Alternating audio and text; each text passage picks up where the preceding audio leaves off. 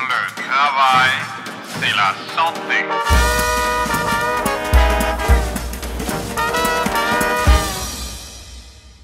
Ok, alors moi c'est Caroline, j'ai 34 ans et je suis aide-soignante. Mon premier travail c'était quand j'avais 15 ans. En fait à 15 ans on m'a dit bon bah faut que tu ailles en lycée pro, donc décide de ce que tu vas faire dans ta vie. Mais t'as 15 ans.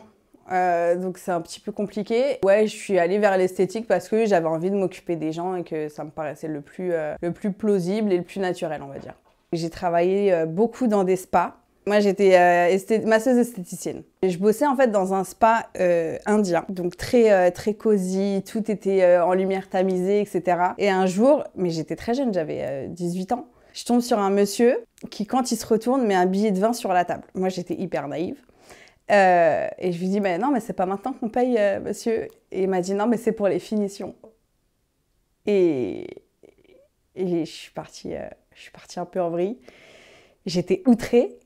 Et j'ai dit, mais en fait, il ne va pas y avoir de finition, vous allez vous rhabiller tout de suite. J'ai fait un scandale. Je l'ai insulté de tous les noms en lui expliquant qu'on ne fait pas ça, du coup. Donc, on lui a fait payer le double.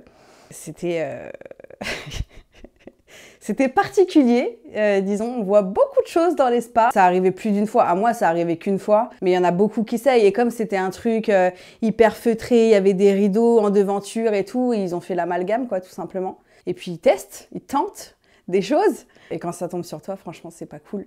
C'est pas cool du tout. Il y a un couple qui est venu et en fait c'était hyper sale parce que la meuf elle avait offert ça à son mec pour leur anniversaire de rencontre. Donc elle avait offert un vrai truc, genre avec le hammam, le gommage, massage à la fin et tout. Et donc moi je m'occupais de son mec et ma collègue elle m'avait dit calme avec son mec parce que sa meuf elle est hyper tendue. Donc voilà, moi je fais pas attention à ces blagues et tout. Et donc on les massait dans la même pièce, mais vraiment à 10 cm d'écart les deux. Et quand je passais ma main au niveau de sa main, il faisait comme ça. Il essayait de me caresser la cuisse et tout, c'était horrible. C'était très gênant. Ah ouais. C'était horrible. Dans la même pièce. Ouais, très glauque. Ah bah oui, tu touches les gens. Tu touches les gens et puis... mais il y en a, ils se lavent pas en fait. Ils viennent se faire masser, ils se lavent pas. Donc, t'as la crasse sous les doigts. Je t'ai dit, il y en a qui avaient du scotch et tout. Enfin, c'était... Je sais pas, elle avait du scotch collé dans le dos. Je sais pas pourquoi elle a fait ça. Puis, je te parle pas des odeurs. Donc, il y en a, ouais, c'est compliqué. Heureusement, c'est quand même moindre. Ils sont pas tous comme ça, mais ça arrive. Ça arrive. J'ai fini en bossant dans un spa à Pompidou. En fait, pour te faire un petit test, pour savoir si elle te prend ou pas, elle te dit, bah, vous allez me faire un petit massage d'une demi-heure. Pour les massages, c'est systématique. Ah bah, ils en profitent, et puis ils ont besoin de savoir comment tu masses. Donc, c'est systématique dans les spas, tu vas masser la patronne pour savoir si t'es pris. C'est très drôle parce que du coup, t'arrives et tu vois ta patronne à poil directement. Et donc, tu la masses. Au bout d'un quart d'heure, elle ronflait littéralement. Donc, je l'ai massée 45 minutes, j'en pouvais plus. Et donc, à la fin, j'étais là en train de tousser. Ça y est, c'est fini. Et donc, elle m'a dit, ah bah c'est bon, je vous prends.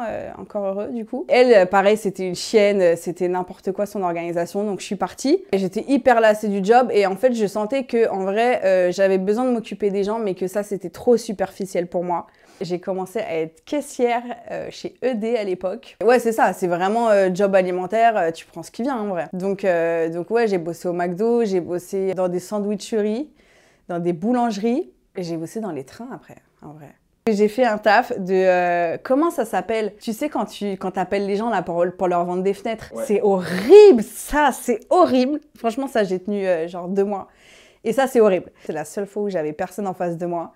Et je crois que c'était pire que d'avoir des gens en face de moi. Vas-y, moi, ça m'avait saoulé, les fenêtres et tout. Même moi, j'étais pas persuadée du concept. Je voulais leur dire, non, vas-y, vous avez raison, c'est de la carotte. Ça y est, en fait, j'avais fait le tour de tous les jobs alimentaires que je pouvais faire. J'ai dit, ça y est, maintenant, il faut que je fasse ce que j'ai vraiment envie de faire. Donc, j'ai fait une école d'aide-soignante. Tu sais, c'est une spirale. Quand t'es en galère, t'as besoin de manger, donc tu vas faire des jobs alimentaires et au final, ça dure des années, tu vois. Ça prend du temps de faire une école, il faut la payer.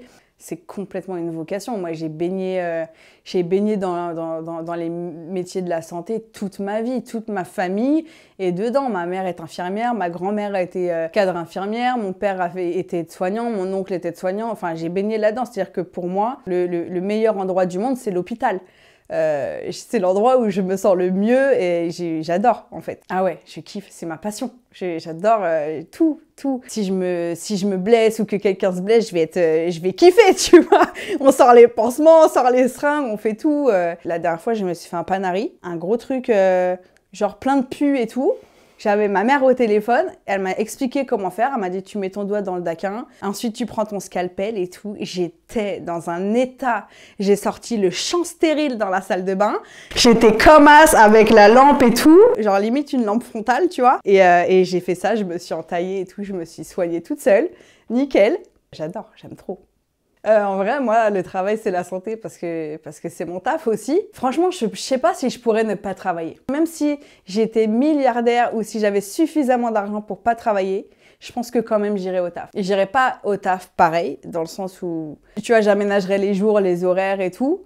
Mais franchement, je pense que je continuerai à aller au taf. Et en vrai, si j'avais de l'argent, je pense que je donnerais aux hôpitaux, je dirais vas-y, arrêtez de nous mettre en galère pour rien là, prenez tout ça, comment on taffe correctement. Ouais, c'est sûr.